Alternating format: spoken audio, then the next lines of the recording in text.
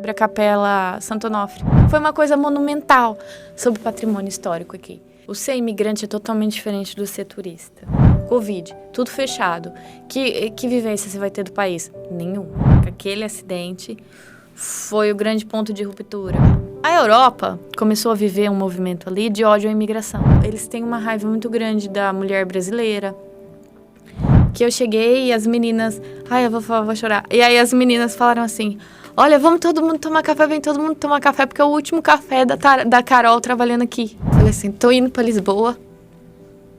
Tio João e o Pedro, eu lembro dos dois assim, me olhando. Olá, hoje o Podineias recebe uma convidada cuja trajetória une inteligência, coragem, sensibilidade e o mundo vivido. Carolina Cerqueira Cruz é historiadora e advogada, mestre em Direito Internacional e Relações Internacionais pela Faculdade de Direito da Universidade de Lisboa.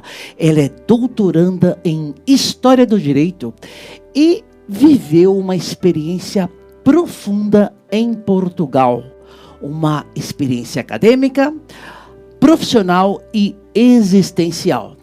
Mas a conversa de hoje não é apenas sobre títulos, é sobre travessia, sobre sair do interior, enfrentar a pandemia, viver a difícil condição de imigrante, reconstruir-se depois da dor e trabalhar com imigração em Lisboa.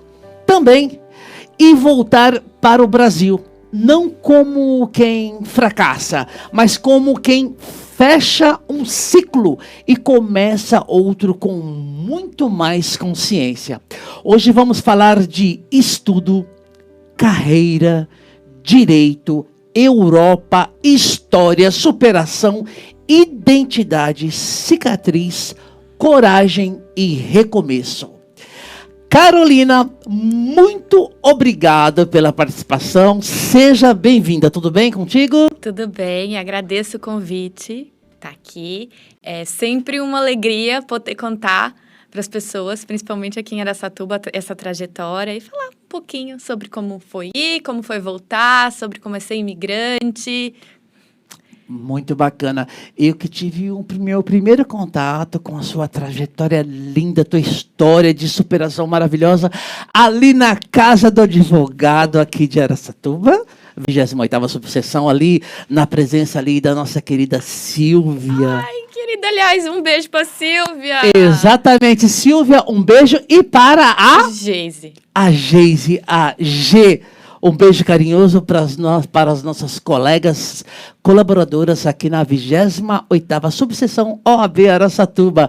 E ali eu fiquei fascinado. Falei, gente, vamos gravar essa história, vamos registrar. E muito obrigado por ter nos atendido. Imagina, o prazer é meu. E é como eu disse, reitero, é uma honra, é um prazer. E vamos conversar. Acho que tenho muito para falar. Maravilha. Olha, antes de começarmos assim o assunto aqui mais quente aqui da sua trajetória, antes dos títulos, antes de falarmos sobre Europa, falar pra gente quem é a Carolina Cerqueira Cruz, quando você olha assim para a sua própria história. Eu gostaria que você respirasse e abrisse o coração. Quem é a Carolina? Engraçado, olha que coincidência. Pode chorar se quiser, não tem problema. Não, eu escrevi um texto, porque eu gosto muito de escrever também, né? Eu escrevi um texto semana passada e o texto começava assim: antes da história, antes do direito, antes de um amor que me despedaçou, antes das músicas, antes dos livros, dos quadros, eu sou um coração vulcânico, que na minha certidão de nascimento mostra Carolina Cerqueira Cruz. Tá assim no texto, mas que eu sou um coração vulcânico. Por quê? Esse texto é recente? Recentíssimo! Ah, então beleza, já transmite pra gente aqui. Muito! E no texto eu falo, eu sou um coração vulcânico, porque assim, quando eu olho pra minha trajetória, eu penso... eu fiz o que me deu vontade. Então, eu penso que a minha trajetória pode ser definida como isso. Aquela pessoa que foi, quis e fez. Que é isso. E a intensa. Com modo de viver intenso. E que vai, que quer sentir, e que... É isso. Você olha e fala, bom, quero isso agora.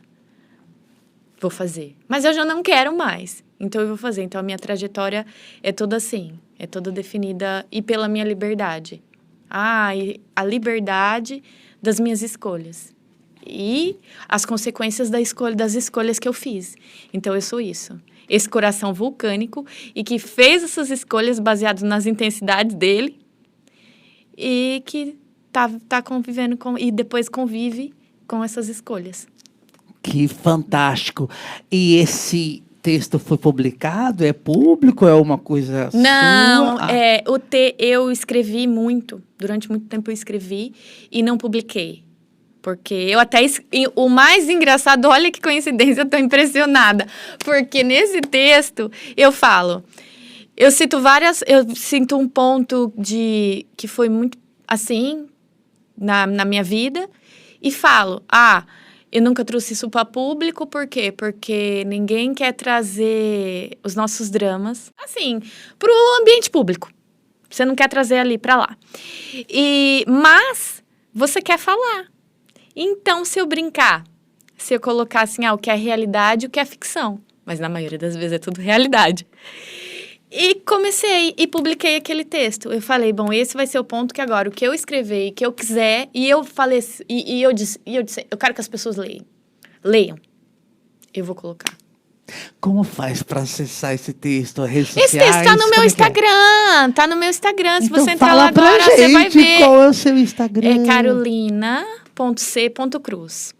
E aí falar antes do direito, antes disso, antes daquilo, e não sei o quê, eu sou isso, eu quero dançar no mundo, eu quero... Essa referência sempre aparece nos meus textos, inclusive. E eu peguei, e eu fui, e eu paguei o preço, e eu cheguei lá, e eu sonhei que com o amor que eu deixei fosse mandar cartas de amor, e eu fui e voltei, essas cartas nunca chegaram em Lisboa. Gente. Aí eu relato os traumas dos meus aniversários, de ter sido... ter o homem que sempre arruinou os meus aniversários, mas que no último ano em Lisboa isso tudo mudou.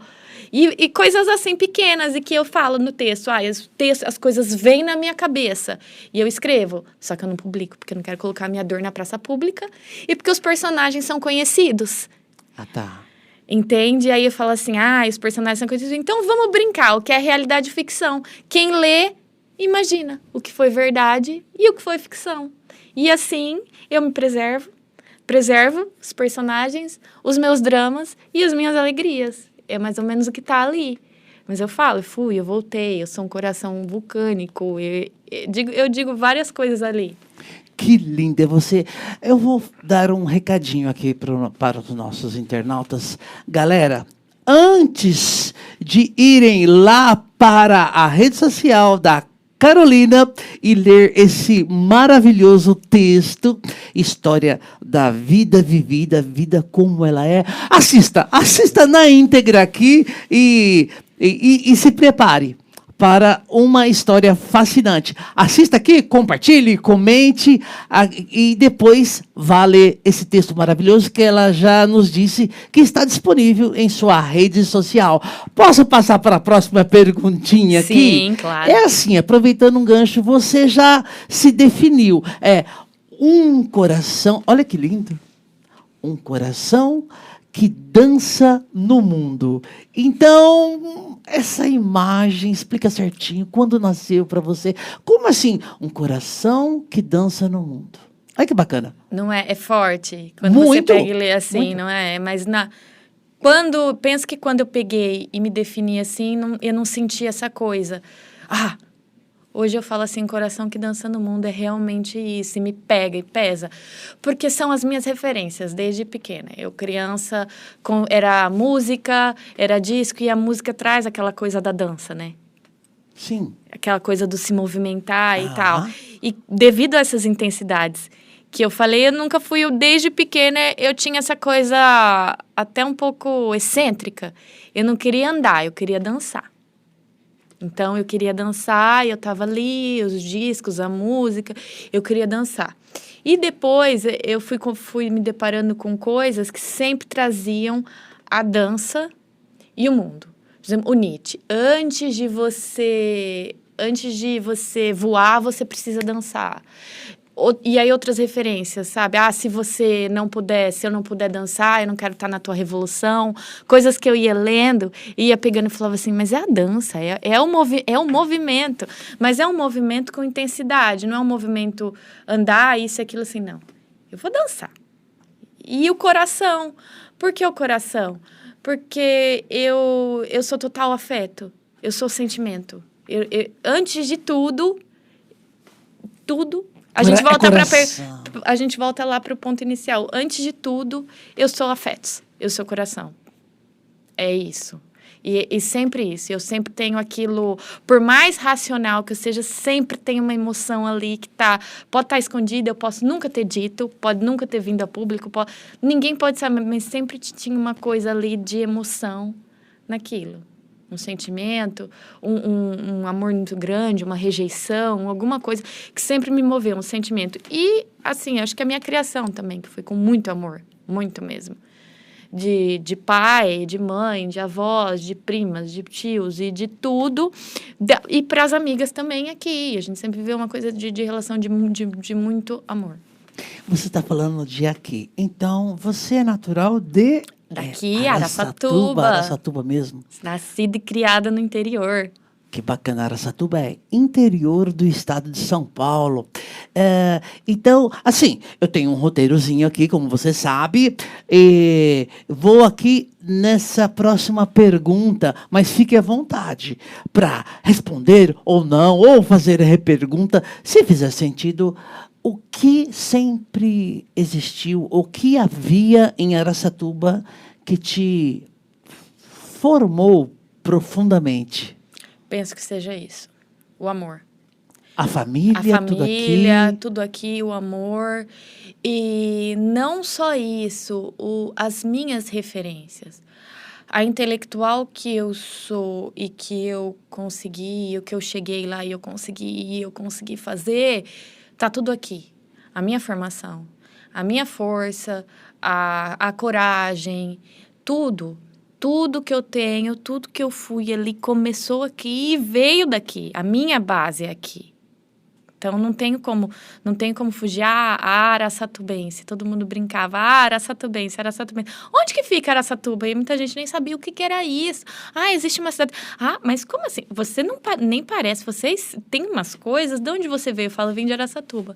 E ser daqui define muita coisa, porque era uma cidade pequena. E eu falo que, além de ser uma cidade pequena, eu vivi sempre num mundo dentro do mundo. E que você tem sua mania, tem suas coisas. Mas o principal, acredito que seja o amor e a questão das referências. Eu fui muito bem formada aqui. Que bacana. O amor pelas suas origens e o desejo de partida, como isso se manifestava dentro de você desde jovem? Fala um pouquinho pra gente, antes de chegarmos lá, aquela grande... É muito maluco, porque mesmo pequena, eu sempre queria viajar. Eu nunca queria estar desde aqui. Pequenininha. Desde pequena. E depois, quando veio a adolescência e outras coisas, a primeira oportunidade que eu tinha, eu queria entrar num avião e eu queria viajar e tudo era motivo. Tudo eu queria e precisava. Eu queria ir, eu queria ver, assim. Não era estar ali segurando o disco do pai, por exemplo, o Action Baby do U2, que foi gravado em Berlim e tal. Eu queria ir para Berlim, passar perto do estúdio. Eu queria conhecer a atmosfera o que fez eles escreverem aquela música. Sabe, aquelas... Então, São Paulo, isso e aquilo, e não sei o quê. Mas eu precisava chegar lá, eu queria ir, eu queria ver, eu queria estar lá, eu queria Isso andar. Era tranquilo para você? Você se considerava uma sonhadora, uma deslocada ou não? Isso era fluido, era natural para você? De me sentir deslocada. Tô perguntando demais? Não, de me sentir muito sonhadora por querer aquilo, por querer estar no... Não, pelo seguinte motivo. Eu sempre tive pessoas que não falavam assim, você é demais, fica um pouco quieta, isso, aquilo, não. Eu sempre tive pessoas que sempre falaram, vai. Ah, que bacana. Que legal, nossa, olha isso, vai. Então, assim, era incentivo, não era assim, peraí, você tá indo longe. Não, olha, que legal que ela foi, E as imensas viagens pro Rio de Janeiro, que eu tenho um amigo da vida lá, e não sei, porque eu queria ir na Colombo, que era onde os políticos faziam as coisas, e iam beber café, e decidiam coisas do país, mas eu queria sentar lá, na mesa que eles sentaram. Coisa de historiadora. Historiadora, exatamente. Queria andar ali, lia, sabe? Não era... E todo, legal, nossa, você foi, você viu isso e aquilo, sim.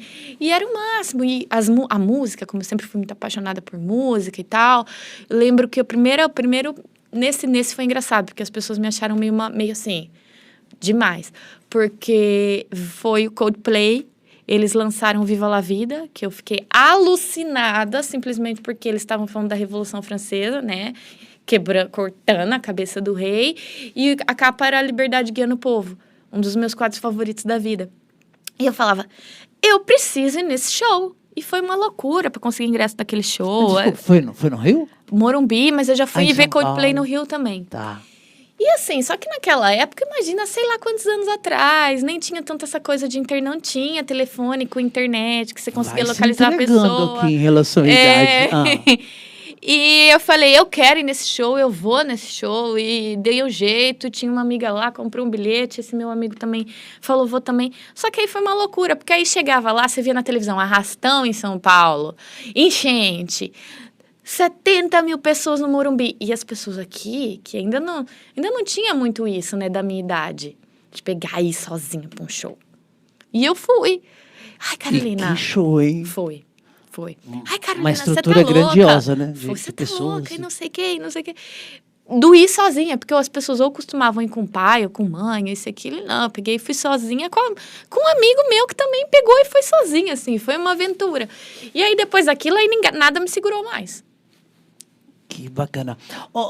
Carolina, em relação à história, tem algum momento, assim, um divisor de águas em relação quando ela começou a sair só da seara, da esfera do interesse para paixão? Teve algum fato marcante? Eu sempre fui apaixonada pela história, mas não era uma coisa que já ficou latente depois.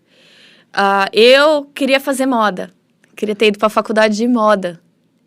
Os meus pais falaram, não, pensa, vê o que você quer fazer e tal. Você gosta muito de outras coisas, isso e aquilo, talvez não seja moda. Eu acho que um pouquinho de coisa assim, Na época ainda existia um pouquinho de preconceito com essa história da moda. Depois passou, mas na época ainda tinha um pouco. E foi a melhor coisa que eles fizeram por mim. Porque eu fui completamente apaixonada, sabe aquela coisa de que os pais conhecem os filhos? Porque eu fui completamente apaixonada pela história. E aí foram conversando, por que você não faz história? Já pensou em fazer história? Olha isso daqui da história, olha isso daqui da história que você adora. E esse ambiente que eu cresci na minha casa sempre foi muito politizado, sempre se falou muito de história, se falou muito de política. E eu sempre gostei. Olha isso, não sei o quê. Mas você já parou para pesquisar a raiz histórica disso? Se você fizer a faculdade... E fui para a história. Só que no primeiro ano eu ainda estava muito assim, sei lá o que eu quero da vida, isso e aquilo. Tranquei o curso, coisa de pessoa excêntrica.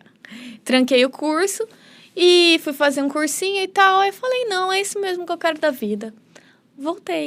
Voltei e quando eu voltei eu me encontrei. Eu fui completamente apaixonada por aquilo. Eu amava de um tanto aquelas aulas, os livros. Não tem nada ali que eu não tenha sido completamente apaixonada. Muito fantástico. Você falou aqui que era apaixonada por modas. Eu fiquei sabendo que você fotografava, teve várias participações. Pode contar um pouquinho pra gente? Sim. Sobre isso? Porque depois eu tive a amiga que estudou comigo no colégio, inclusive, que aí ela foi fazer moda. Tá. E em São Paulo. E era uma festa, porque aí eu pegava e ia para casa dessa minha amiga em São Paulo, imagina. E moda, de ir para São Paulo Fashion Week. Já assisti desfile de São Paulo Fashion Week, assim, em terceira fileira. Ronaldo Fraga. Foi mesmo uma paixão. Fotografei porque tive essa amiga que trabalhou com moda, precisava da modelo. Então, sempre fui. Era Carolina, venha modelo. Você era modelo, então? Era. Como fala? É um modelo fotográfico? Eu brincava que eu era a historiadora que brinca de modelo. Que bonitinha. A historiadora que brinca de bonitinha, com modelo. devido respeito, doutora, mas vamos não. lá. Tô cada vez mais me apaixonando aqui pela história. Que eu era historiadora que brinca... Fui a historiadora que brincou de modelo. E aí eu comecei a tirar fotos para elas, aí uns fotógrafos vinham, não sei o que você acha de fazer umas fotos para mim, preciso para isso, para aquilo. Aí eu pegava, fazia, mas tudo como diversão, porque eu tenho essas várias facetas. E eu falo que eu gosto dos personagens, então assim, sempre que vinha alguma coisa para fazer, era num personagem. E eu adorava, porque era como se eu estivesse saindo do meu cotidiano, da minha realidade para entrar em outro. Então eu me divertia. Então, assim, vamos fotografar? Vamos. E fazia as caras e bocas, essa coisa de ser muito expressiva. E adorava. Fui capa de revista, a Folha da Região, né? Noivas e festas. Fui noiva da capa. Eu me divertia, assim. Tem esses registros na rede? Tenho tudo no meu Instagram. Tem tudo lá. Que fantástico. Eu vou aproveitar um pouquinho desse perfil de várias facetas de uma pessoa proativa e vou reiterar aqui aquele convite. Carol, vem aqui para o estúdio, vamos conversar, vamos criar um quadro aqui em conjunto, ou um outro canal no YouTube, sei lá, o que vier aqui que se trouxer. Olha, é público, tá registrado, testemunhas. Adoro! Não me faça esse tipo de convite, porque aí a minha cabeça, já tá feito, que Carol. é excêntrica, que é toda, já começa a pensar como que a gente pode falar, como que pode fazer o que, isso e aquilo. O formato. Exato. E aí eu já penso em várias coisas e quero, assim, aí... Outra coisa, eu quero trazer a vivência que eu tive lá, as coisas que eu aprendi fora, pra cá, todo esse conhecimento também de história, de arte, do mundo, pra poder falar. Pensar, vamos, já aceitei. Então, maravilha. Eu já tinha esboçado esse convite lá, junto lá da Silvia, com a G, lá na casa do advogado. Ai. Agora eu fiz questão aqui de falar na gravação, aqui perante muitas testemunhas. Espero que sejam muitas, né? Pessoal, curtam aí, compartilhem nosso vídeo. E, bom, então... Está ratificado, corroborado. Continuando aqui, Carol, vamos falar agora um pouquinho do direito, como o direito entrou, ou como uma nova escolha, ou continuação da história. Fala um pouquinho sobre o direito na sua vida, o iniciozinho. O direito... E fique à vontade em relação à água aí, vamos hidratar. Sim. São aqueles pontos de ruptura, né? Eu terminei a faculdade de História, fiz um concurso, era para dar aula para o estado de São Paulo, passei no concurso. E o que aconteceu? Naquela época, eu não tinha maturidade nenhuma para ir para uma sala de aula, segurar aluno, e isso realmente não tinha. E trabalhava com o tio João e o Pedro, o Dr. João Ranucci e o Dr. Pedro, a vida toda. E tava naquele meio já. Tanto que quando a gente fala da Silvia e da Geise, todos me conhecem desde sempre. Tem uma relação ali de muito carinho. Pedro, que Pedro você está falando? O Pedro. O Pedro Chagas. Sim. Todo o meu Com começo devido da minha respeito, vida. com muito carinho, o Pedrinho. Sim, o começo... Nosso querido presidente. Nosso querido presidente. Todo o começo da minha você tem esse vida. contato. Tudo eu vivi ali com eles. Com o Dr. Pedro e com o João. Desde o meu crescimento intelectual até dos meus dramas, dos meus relacionamentos. Porque era convivência diária. Trabalhei ali com eles. Ô, Pedro, vem cá. Cara, por que você não me apresentou a Carol antes? A gente sempre está conversando. Aqui, Pedro, indica uma pessoa para vir gravar conosco aqui. Pedrinho, doutor Pedro Chagas, um grande abraço, beijo no coração. Nosso queridíssimo presidente aqui da 28ª Subseção da OAB Araçatuba. Mas eu preciso fazer uma defesa do Pedro. Então, por favor, aqui, vamos lá. Não, quando eu cheguei, na volta de Portugal, o Pedro falou de você. Ah, é verdade, eu esqueci. Sim, mas na verdade eu tive um problema com mudança de número de telefone, de perder coisa, isso e aquilo, e acabou que nós perdemos o contato. E o reencontro foi ali aquele dia com a Silvia e com a Geise. Então, tudo no seu devido tempo. Foi. Aconteceu quando deveria. Sim, porque eu cheguei, você chega toda com a cabeça toda bagunçada. Mas quando o Enéas... Perdão, isso é tudo verdade. Quando o Enéas perguntou da minha formação e o que eu trago de Araçatuba, tudo. Olha só, desde o meu começo ali, com o Pedro, com o João, imagina. E eu achava o máximo, eu tava ali no meio deles e não sei o que. Eu pensei assim, bom, agora é hora de fazer direito. Nossa, aí foi uma felicidade no escritório. E eu já sabia, assim, eu tava anos à frente ali das pessoas, porque imagina trabalhando com aqueles dois, aprendendo. Experiência, dia a dia. O meu começo como profissional, e eu sempre falo que eu sou muito grata aos dois, e falo que tudo foi ali, sabe? Desde, imagina, chama ele um dia aqui para dar uma entrevista e para falar. Eu não era nada, eu cheguei ali não era nada, nada. E olha hoje. Uma pedra a ser lapidada, uma pedra preciosa, bruta. Sim, era muita coisa, mas que precisava. Não, já tinha essa coisa do estudo, sempre gostei muito de ler, das referências e tal, mas de formação acadêmica não tinha nenhuma. E falei, bom, vou fazer direito. E fui. Pra saber assim, eu terminei a história assim, quero estudar mais um pouco, tô aqui contigo, eu vou estudar pra ver o que dá, porque era o caminho natural das coisas, né? E caminho natural. Foi uma continuação. Entendi. Porque o que eu penso é que o direito, não é assim, mas pra mim é muito histórico, porque as leis são produtos do tempo, né? São resultado da cultura, da sociedade, dos conflitos. O que nada mais é do que os conflitos. É isso, então.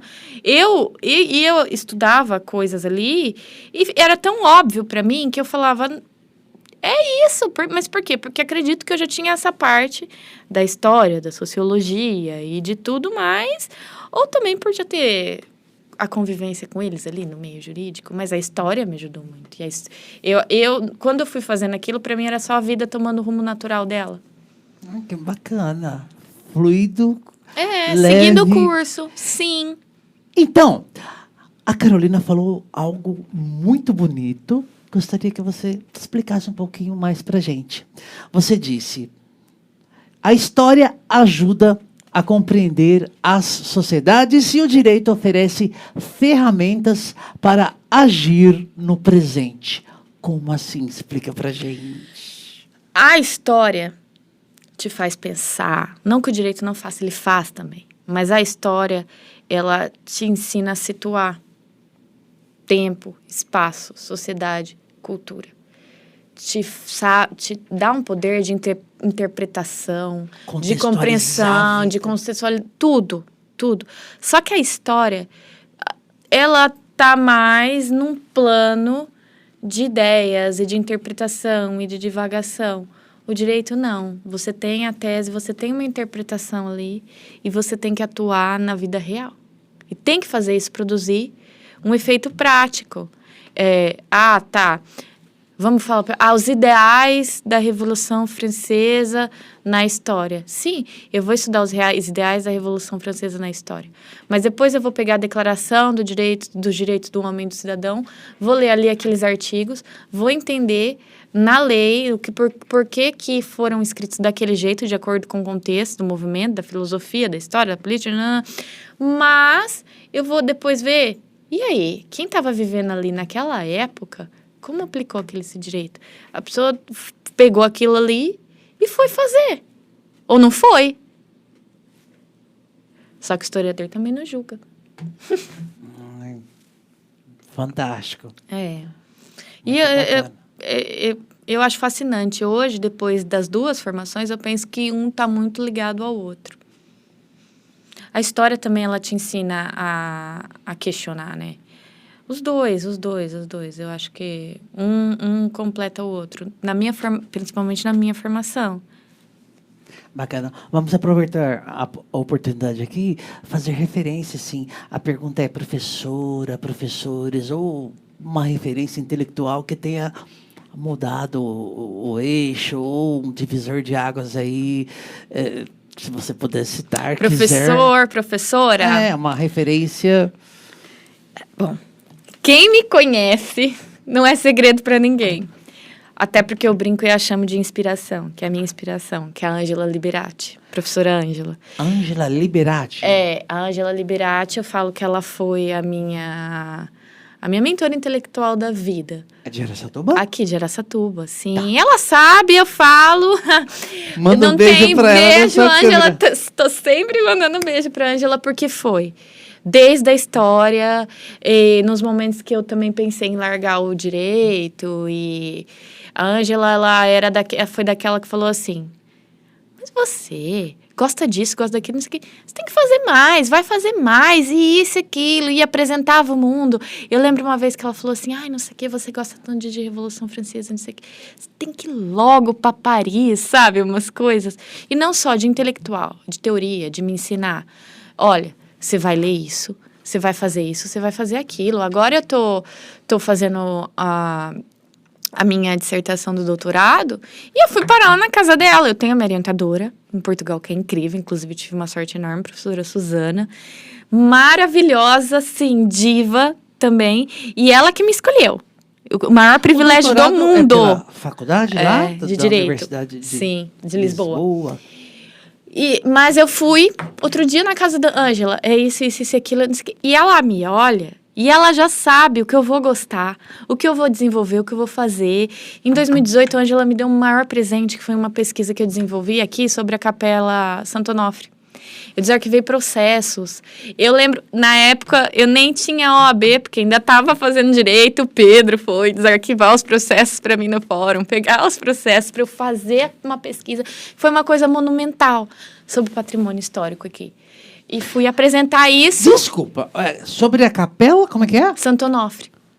Fala um pouquinho mais. A Capela Santo Onofre foi nosso primeiro patrimônio histórico. De Araçatuba, tombado. E o que aconteceu com a Capela Santo Onofre? O que aconteceu? Pessoas invadiram o terreno que estava em volta, que era um largo. Era um largo. Não era só a capelinha, tinha um largo em volta. E as pessoas invadiram e tomaram aquele largo.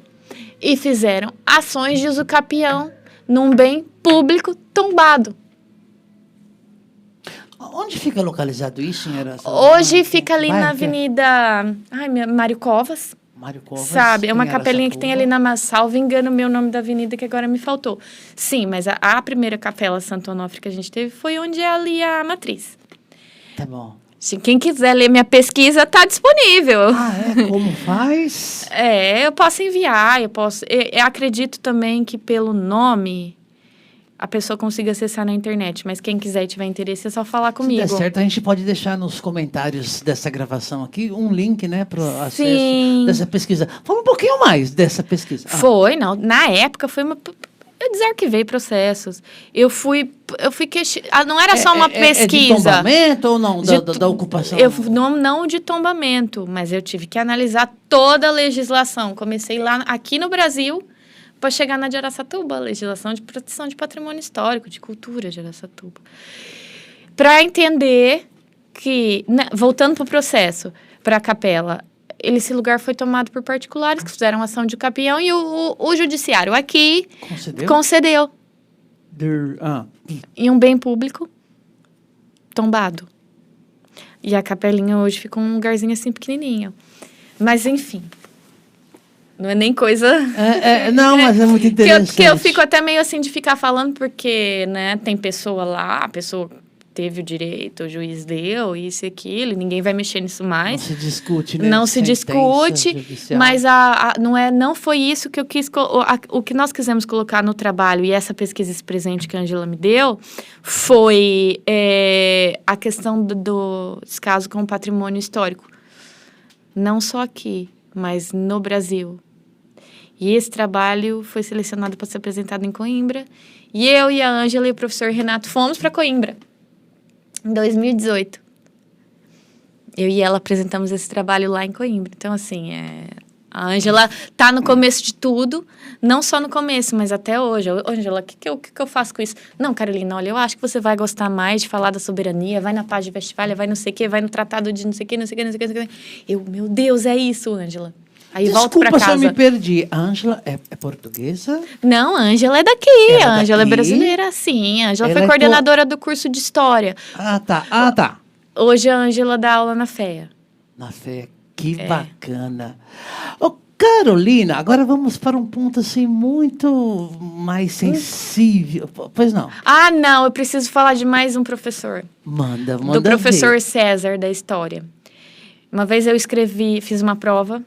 Uma vez não, em uma prova de arte e patrimônio, lá para o 2º ano de História, eu fiz lá minha provinha e ele escreveu assim: Carolina, você pode mais do que isso. Chamando Natália. Chamou assim, querendo dizer que me conhecia meu potencial e sabia que eu poderia muito mais do que isso. E depois, no ano, terminei História, fui para o Direito. No último ano de Direito, eu fui escrever sobre o quê? Patrimônio histórico e falar na Europa sobre patrimônio histórico.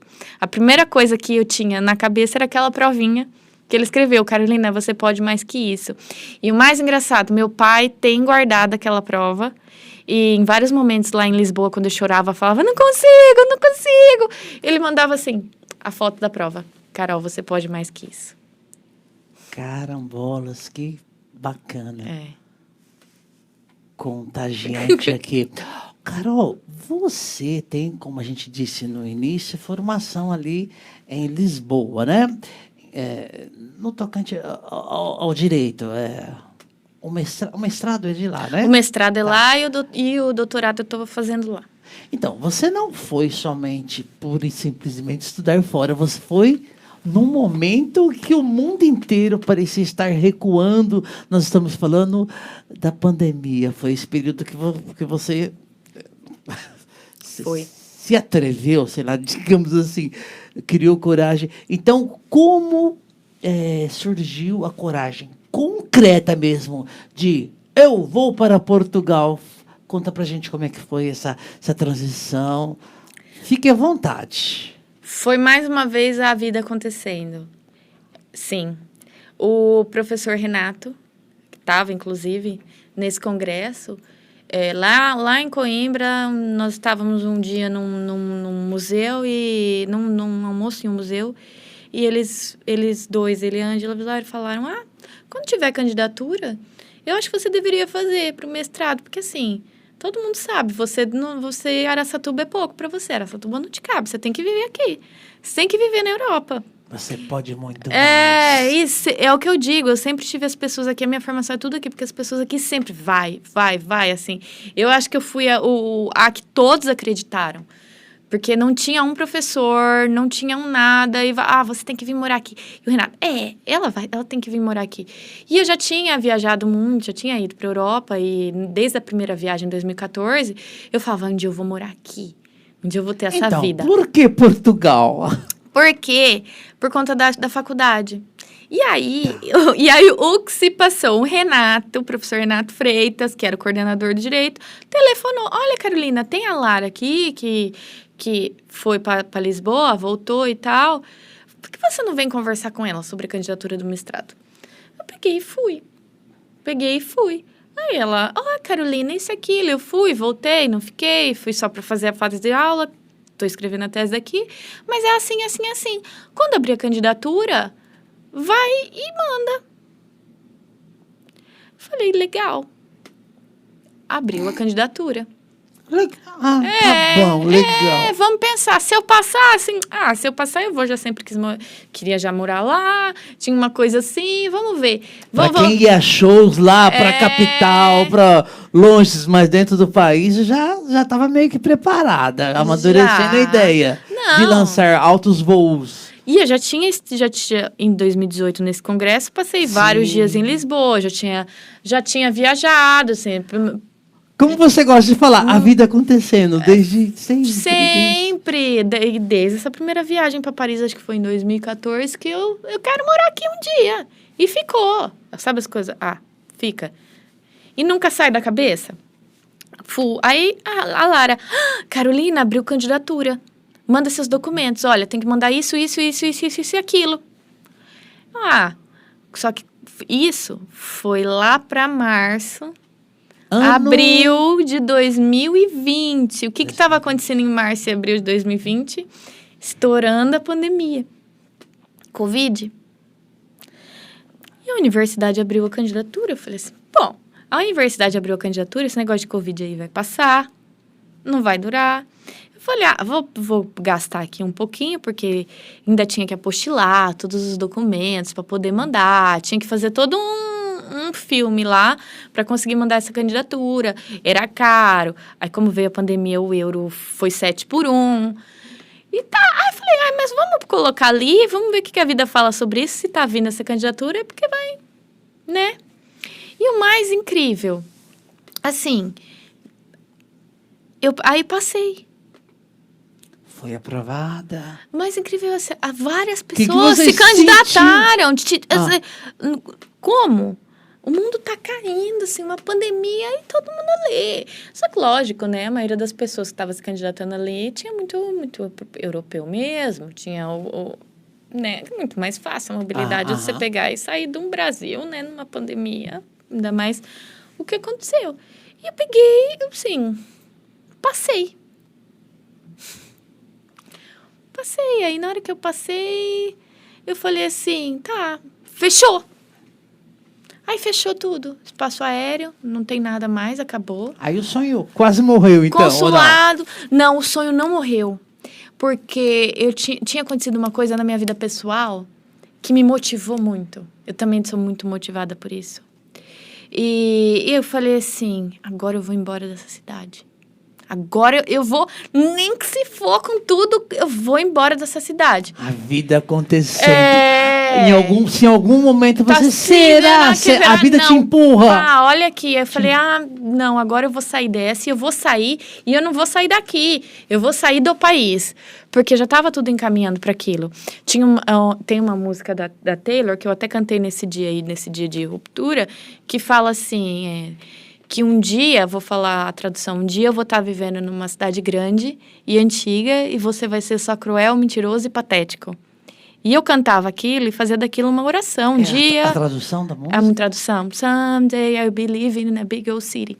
E eu ficava, um dia eu vou estar vivendo nessa cidade grande e antiga, um dia eu vou estar vivendo nessa grande cidade grande, você vai ser só cruel.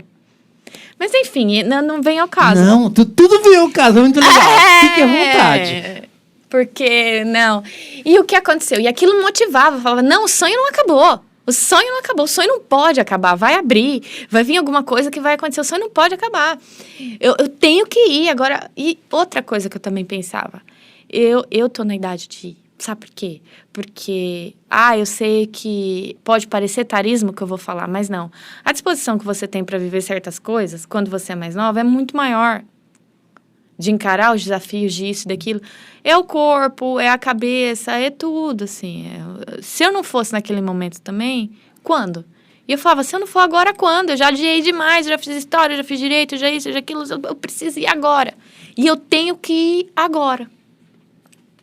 E as pessoas sempre, você vai conseguir, imagina, vai passar, vai dar certo, você vai. As pessoas minha família, a papai, mamãe. Mas porque nesse processo mesmo de candidatura, disso, daquilo, as únicas pessoas que sabiam foram as pessoas da minha família. E que nem o tio João, o Pedro. Eu lembro eu apostilando documento, fazendo as coisas, eles... não sei o que, tá... Na verdade, eu acho que também as pessoas pensaram assim, ela tá fazendo, mas não vai ter coragem de... Deixa, vamos ver até quando ela vai. E foram, porque eu também sou assim. Se você fala que eu não vou, aí que eu quero. Então, é a minha psicologia. As pessoas têm que falar, vai. Porque aí eu vou fazendo do meu jeito. E fui acreditando. De repente, vai poder entrar estudante do ensino superior, vai poder entrar, sei lá, que qualificação, não sei o quê. Tem que pedir o visto. Mas o consulado tá fechado, o VFS tá fechado. É assim, coloca teu passaporte, teus documentos dentro do envelope e reza. Porque não tinha nem como falar pelo telefone. Um momento de instabilidade mundial muito grande. Muito! Né? Não, hoje, olha, pra trás eu penso assim, como que eu peguei... Era pra ser, Catei o envelope, coloquei meu passaporte, minhas coisinhas, vai. Foi coisa absurda. Eu lembro que eu tava no escritório, meu pai me ligou.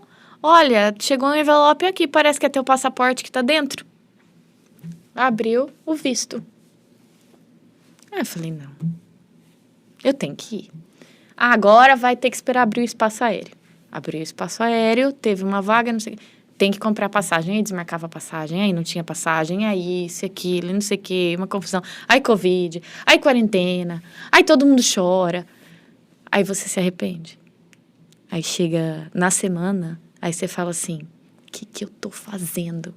É verdade. E agora eu vou ter que ir.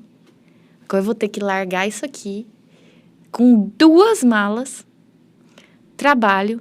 Eu lembro que eu olhava e lá no escritório, eu tinha uma sala minha já, lá no escritório com o tio João e com o Pedro. Eu olhava para a sala, eu olhava para aquilo, eu olhava, sabe, para meu pai, para minha mãe, para meus irmãos, para minha avó. Eu falava assim, e agora? Como que eu vou deixar isso tudo? Foi, assim, horrível. Não quero mais. Não quero, mas eu tenho que ir. Não quero, mas eu tenho que ir. Não quero, mas eu tenho que ir. Desistir não é uma opção. Desistir não é mais uma opção. E fui, não sei como, não sei. Acho que o desafio também que motiva, né? As pessoas, essa raiva também que eu tive disso, de que depois também não serviu de nada. Continue falando assim, mais detalhes sobre isso. Aí você chegou lá em Portugal, uma imigrante, como que é essa condição de ser imigrante num país estranho? Conta mais detalhes, como foi o contexto da sua chegada lá, salas de aula, como é que foi? O ser imigrante é totalmente diferente do ser turista, né? O turista vai, é temporário, você sabe que você... É tudo mil maravilhas do turismo? Tudo mil maravilhas do turismo. Eu fui tinha ido como turista e depois cheguei para morar. Não é a mesma coisa. Aí você chega, Covid, tudo fechado. Que vivência você vai ter do país? Nenhuma. O que você vê na televisão? Morte e não sei o quê. Aí, de repente, você tá lá, um frio, que aquele ano fez um frio horrível, lockdown. Puxa. Universidade? Fecha. Não teve, assim, a vivência ali dos primeiros meses foi uma coisa horrível, tanto que eu não tenho uma memória que eu falei assim, nossa, que legal, aconteceu isso, aquilo, eu não tenho.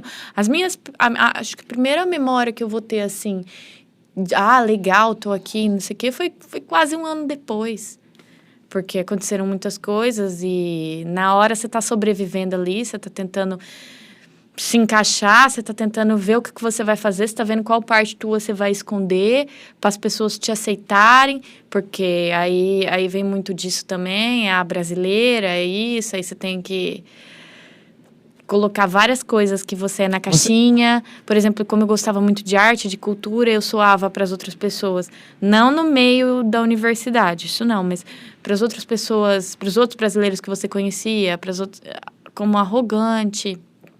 E aí você tem que ir se colocando, se adaptando. Renascendo sempre ali. Eu falo que eu tive ali que morrer para recomeçar a vida, para começar de novo. Não é, por isso que eu falo, o imigrante é um sobrevivente. Por quê? Porque você tem que se refazer. E você se refaz ali, você está procurando pertencimento, onde que tá, o que é meu, o que tem, onde que eu vou me encaixar aqui.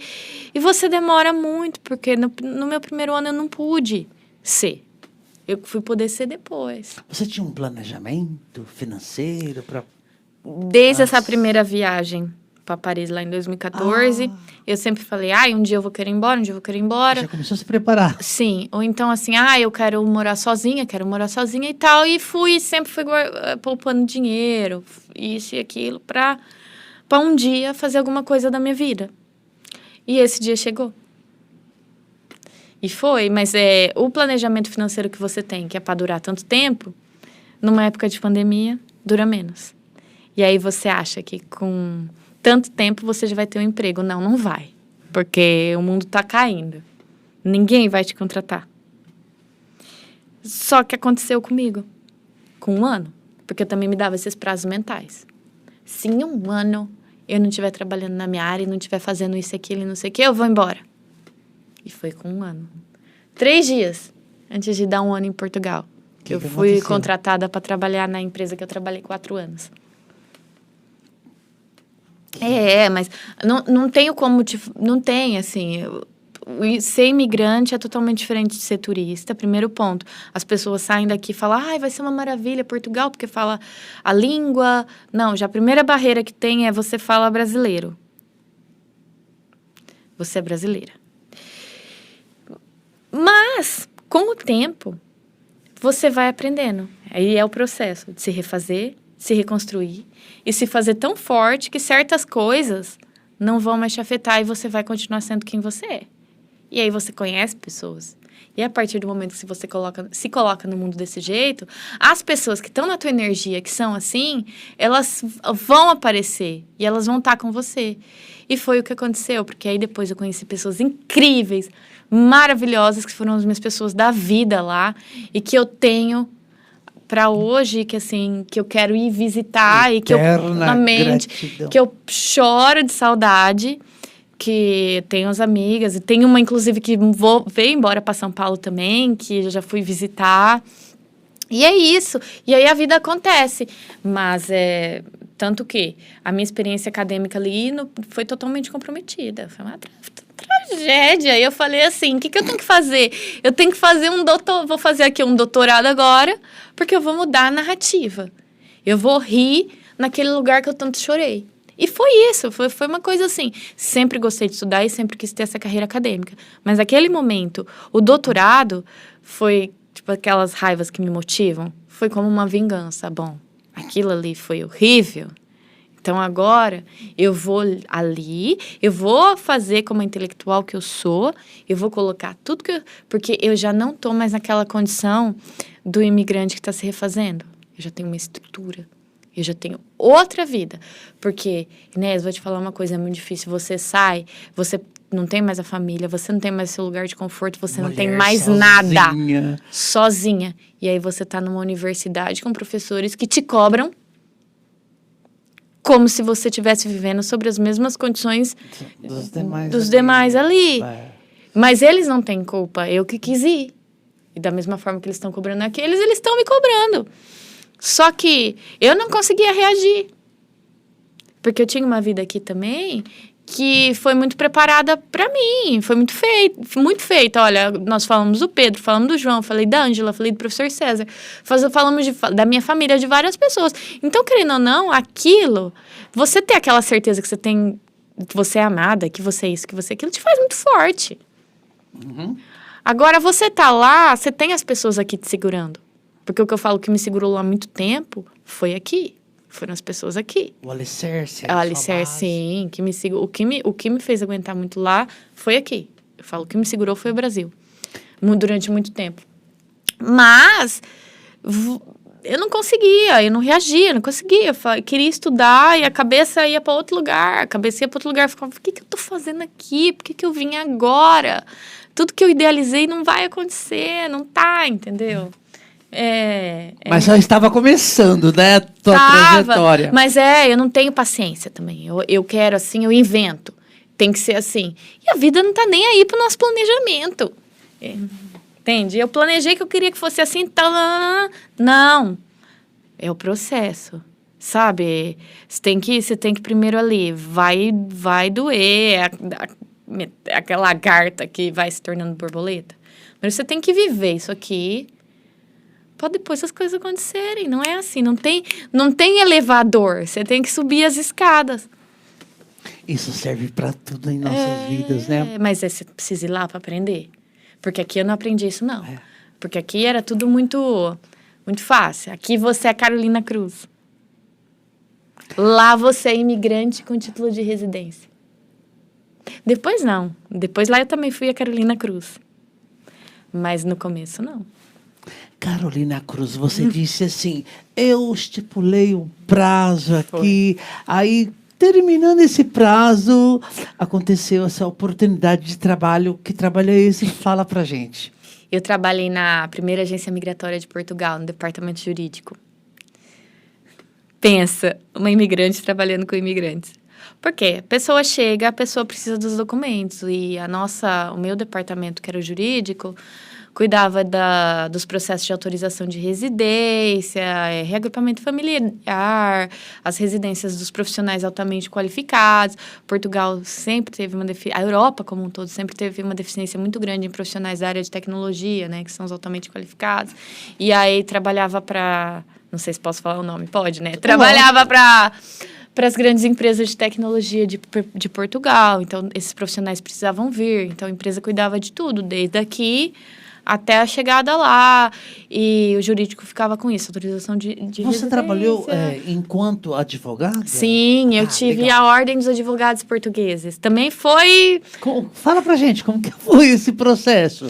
Foi, porque quando eu fui, antes mesmo de ir, tinha um grupo no WhatsApp do NELB, do Núcleo de Estudos Luso Brasileiro, que ajudou muito. Aquilo foi o apoio dos estudantes que estavam saindo e vindo. Inclusive, eu fiz parte do NELB. Lá também fiz a minha parte, já contribuí para os que estavam vindo na Universidade de Lisboa. E nesse grupo, eles já colocaram quem ia fazer tal especialidade, tudo aqui, para se dar apoio. E conheci pessoas lá falando, olha, valida a tua ordem, providencia tal documento, tal documento, tal documento, tal documento, e pede a validação. Antes de ir para lá, você Antes fez de o ir para lá, antes de ir para lá, já comecei o procedimento, eu pedi documento. Aí fizemos os pedidos aqui, os documentos tal, aí a Ordem de São Paulo mandou o documento errado. Eu tinha o prazo, porque aí tinha documento apostolado que ia vencer, aí era para mandar daqui para lá, mas enfim... Minha mãe, coitada, sofreu. Só minha mãe sabe que passou brigando, fingindo que... Olha, para conseguir esses documentos, consegui fazer esse pedido no prazo e eu recebi a cédula. Lá fala cédula, né? A cédula da ordem. E aquilo foi o começo. Porque na hora que eu vi aquela cédula lá, eu falei assim, bom, agora... Não sou uma mero Não imigrante. é imigrante com título de residência. Agora, né? Só que também, meu Deus, aí... Cara, foram 4 anos? Foram 4 anos. 4 anos nessa empresa. E casos, demandas demais, que apareciam assim, demais. Eram pessoas do mundo todo, e totalmente diferentes entre elas, e com histórias diferentes, assim. Você é lei do português, você fala... Inglês e... o francês um pouquinho. Sim. E as pessoas do mundo... Mas tínhamos que falar muito inglês, porque tinha muito cliente norte-americano. Era absurdo. Então, o número dos norte-americanos que queriam ir para lá. Chegava o casal dos senhorzinhos assim... Ai, quero viver a aposentadoria. Lá nós falávamos reforma. Quero viver a aposentadoria aqui em Portugal. E iam, e tinham histórias incríveis, sabe? Ai, eu desmontei minha vida. Fico com cachorro. Aí, para trazer o cachorro. Aí, isso, aquilo... Depois já fazia... Aí, essas pessoas que estavam com a gente desde sempre aí já vinham um pedido de nacionalidade. Tinha uns que estavam lá já fazia tempo e também procuravam para fazer testamento. É tudo porque é um imigrante, né? É a tua vida. Só que é num país que não é teu. Então, você tá precisando sempre de uma assessoria. Eu imagino que o seu olhar histórico deva ter ajudado muito essa relação, né? Muito, porque você compreende, né? São pessoas diferentes, nacionalidades diferentes. Tem coisa ali que você compreende da pessoa que tá daquele jeito, ou coisa que acontecia no processo e tal, devido a cultura, a história ali e tal. É muito. E a imigração, né? Você compreender o movimento da própria imigração. Nossa, quando veio a guerra da Ucrânia, então, assim, o ódio de todos com os russos. Às vezes tinha russo que levava e não tinha nem nada a ver, assim, não, nem apoiava a guerra. Aí, a proteção temporária para os ucranianos. Depois veio essa coisa dessa raiva também com os Estados Unidos e muito norte-americano procurando Portugal, porque dizia que estava sendo perseguido, e a gente sabe mesmo de casos que aconteceram.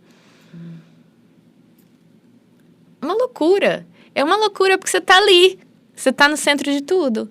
E você não cuida só, você cuida dos papéis, né? O papel é a primeira coisa ali que você, como advogada, olha, mas você está cuidando de histórias, né? Você está cuidando de recomeços e de pessoas que, assim como você, também passaram e também estão passando por aquele processo.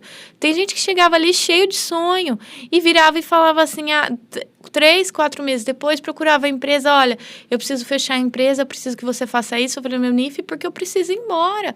Porque a burocracia, a burocracia ali, ela já massacra a pessoa, porque é muito que você tem que fazer isso e aquilo. E quando a pessoa está tentando se refazer, ela tem urgência. Ela precisa, porque se ela não tem aquele papel ali, nada da vida dela acontece. E ela precisa, da hora. E aí isso atrasa a vida das pessoas. E você tinha que lidar com aquilo de uma forma empática. E eu, no caso, por exemplo, eu como sendo imigrante, entendi aquela dor deles, né? Porque eu vivi aquilo também. Você teve uma experiência muito real, muito próxima com a questão da dignidade, dignidade humana, né? Isso deve ter engrandecido, entre outras coisas, outros acontecimentos da sua vida, deve ter enriquecido bastante, né? Seu modo de ver a vida. Mas tinha coisa que revoltava muito, sabe? Isso então, da dignidade humana, porque essa forma, sabe? Eu não, em nenhum momento eu vou criticar as pessoas que faziam os atendimentos ali, onde eu trabalhava, porque pelo contrário, comigo sempre foram maravilhosas. Mas eu já presenciei casos de coisas que não foram legais, entende? E essa burocracia não é culpa das pessoas que estão ali, é culpa do sistema. A legislação? Não da legislação, a legislação é linda. Só que o que acontece... Não, agora a legislação lá com a questão da imigração... Mais rigorosa. Tá bem mais rigorosa. Mas o que acontece eles não têm estrutura para lidar com a imigração que chegou ali.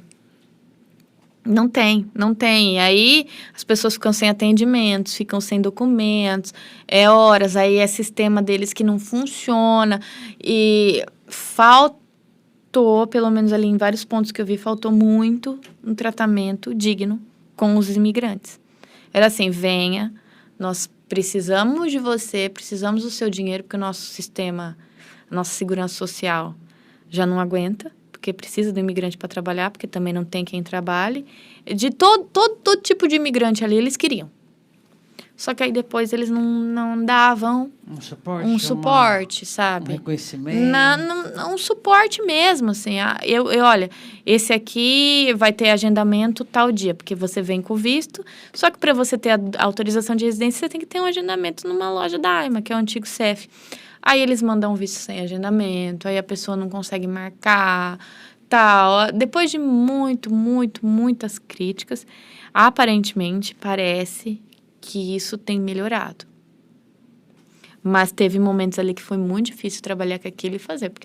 Porque aí as pessoas estão desesperadas, aí você já não sabe mais o que você fala, vulneráveis, aí foge da tua, porque aí você tenta conversar com eles, tenta falar, mas eu não tenho o que fazer, tem que ligar no call center, tem que mandar e-mail, call center não responde, o e-mail não responde, assim, tipo, aí você vai, aí a ação judicial demora tanto quanto uma resposta de e-mail. É absurdo. É absurdo.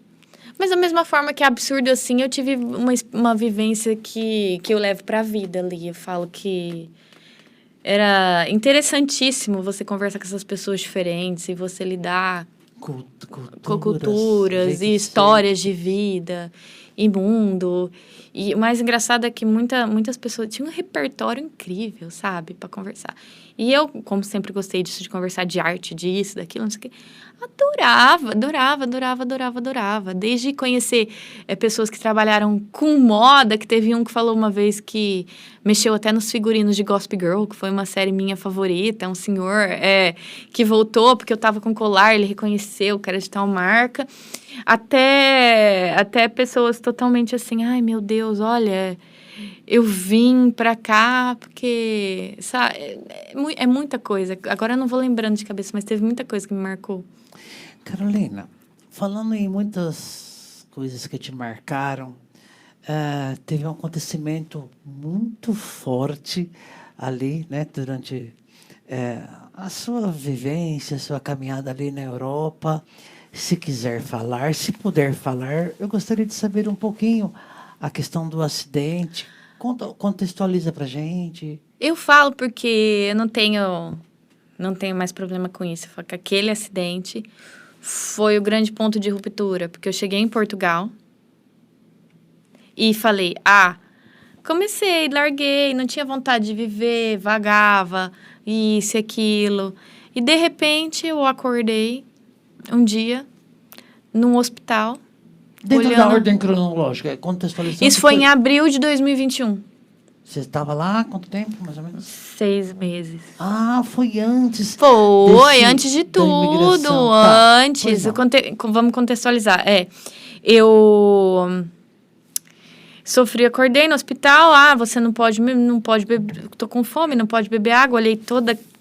Não, acordou no hospital, não. Fala pra gente, como que aconteceu?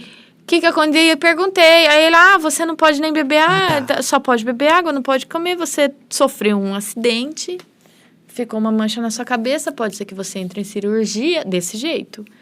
E tem que ficar assim deitada, só vai tomar água, não tem nenhum contato de emergência aqui. A gente precisa, por favor, que você passe um número de telefone caso aconteça alguma coisa com você. Era pandemia ainda. Pandemia, tudo ria, aquelas coisas, você olhava pro hospital, aquelas pessoas com aquela parafernália toda. E eu, não sei, não lembro nenhum telefone de cabeça, ainda tava meio... Você tem que saber algum telefone de cabeça. Aí eu falei assim, que dia é hoje? 4 de abril. É o aniversário da minha mãe. E naquilo eu já entrei em um desespero, eu falei assim, quanto tempo faz que eu tô aqui? A minha mãe deve estar desesperada atrás de mim. É aniversário da minha mãe, sabe quando você tá meio que delirante? Eu preciso falar com a minha mãe. Aí a senhora do hospital falava assim, eu preciso de um número de telefone de emergência. Aí eu falei assim, se eu der o número do telefone... desse jeito? E você toda não conseguia nem... Caiu o dente, arrancou a sobrancelha, não conseguia falar, carne viva aqui. E a mulher daquele jeito. Aí eu falei assim, eu só passo meu número de telefone se você me deixar falar com a minha mãe. Assim. Não é assim que funciona aqui. Eu falei assim, eu só vou passar o número de telefone se eu falar com a minha mãe. Aí foram, buscaram um telefone sem fio, e falaram. Enquanto ele discava, um anotava o número, o outro discava. E a senhora do lado, a enfermeira do lado. E aí... Ela atendeu o telefone e falou assim, olha, aqui é do hospital da urgência do Hospital Santa Maria aqui de Lisboa.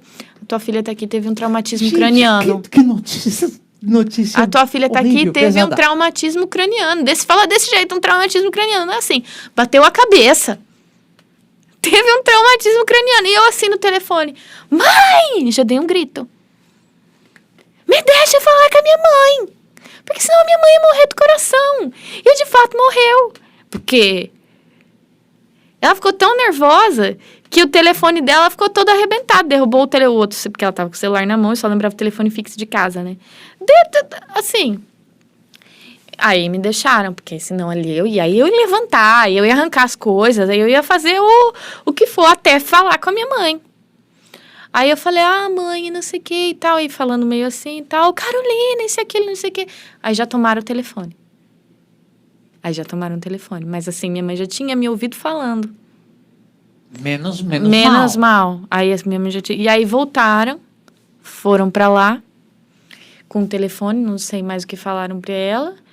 E é isso, e depois, um tempo depois, aí eu dormi de novo, e aí acordou, aí deram alta do hospital, aí dessa parte da alta do hospital, assim, não queria muito falar, porque... Fique à vontade. Foi uma coisa horrível, deram assim, me entregaram um saco plástico com as minhas roupas todas ensanguentadas, me deram uma alta que não era pra dar, assim, daquele jeito toda... Enfim, vai pra casa e se vira. Foi um acidente de trânsito aí? Foi, eu fui atropelada numa faixa de pedestres. Inclusive, o rapaz que me atropelou foi... Responsabilizado? Foi responsabilizado penalmente. Penalmente também? É. E como que são as leis lá em relação a isso? Na verdade, a responsabilização penal que ele teve ali foi um pagamento de uma multa. Entendi. E perder a carta de condução, perder a carta de motorista. E você, com aquele Foi, problema não, gigantesco, tentando se adaptar ao país ainda. Sim, e aí... diversas dificuldades, e mais isso para somar. Aquilo foi assim, você sabe quando você deixa a vida te bater? Aí ela vem e fala assim, quer apanhar um pouquinho mais? Só que agora eu vou te derrubar. E foi. Só que na hora que eu tava lá no hospital, enquanto não tinha essa alta, eu olhava para aquilo e ficava assim, falava assim, meu Deus, eu já tava morrendo. Agora eu preciso voltar a viver. Agora eu vou viver. Agora eu vou reagir essa vinda, agora eu vou reagir a tudo. Eu vou sair daqui. Foi uma coisa até meio delirante, sabe? Porque as pessoas olhavam para mim, do jeito que ficou o meu rosto e do jeito que eu fiquei, e achavam que não ia recuperar. E que não ia ter jeito. Porque depois as pessoas me falaram isso. Meu Deus, não vai ter... O que aconteceu com ela? Não vai, não fica, isso e aquilo. Foi um ano em de coisas de tratamento, entre plásticas, entre fisioterapia, entre remédio... por conta das coisas que tinham ficado de sequela, as pessoas, você não vai ter recuperação. Não vai. E eu, numa coisa meio delirante, assim, eu vou ficar ótimo, eu vou isso, eu vou aquilo. Porque aí eu entrei numa de que eu não quero que as pessoas me vejam assim. Eu preciso melhorar. E aí eu falava assim, gente, não saí do Brasil para fracassar assim. Não é possível. Agora eu preciso me reerguer. Eu vou me reerguer no soco. Desse jeito. E peguei, olhei ali numa linha e falei, agora eu vou. E fui. E aí, quando eu coloquei isso, tá, mas tudo bem.